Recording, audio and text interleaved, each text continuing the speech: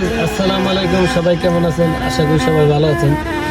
তো মূলত এই যে আপনারা যে দেখতেছেন গাড়ি চালাই, মূলত আমি গাড়ি চালান কিভাবে শিখছি, আগে তো চালান পারতাম না, মানে কিভাবে শিখছি ওইটার একটা শেয়ার আপনাদের কাছে, মানে ওইটা একটা কথা আপনাদের কাছে বলবো। তো মূলত হলে আমি প্রথমে লেবারি করতাম। লেবারি করার পর মানে আমাদের দোকানে আসতে 7:30, তো আমি আসতাম 7টায়।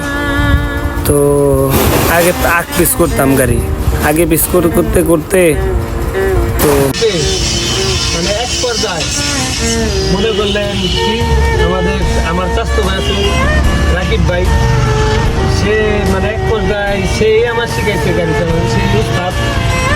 তো মনে করলেন সে আমার সাহস দিছে, তুই যা নিয়ে আয়, পারবি।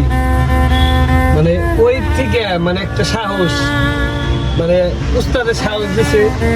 সেই থেকে মনে করলেন যাইতে যাইতে যাইতে যাইতে টুকটাক করতে করতে আল্লাহর রহমতে এমনি পুরাপুরি পারি।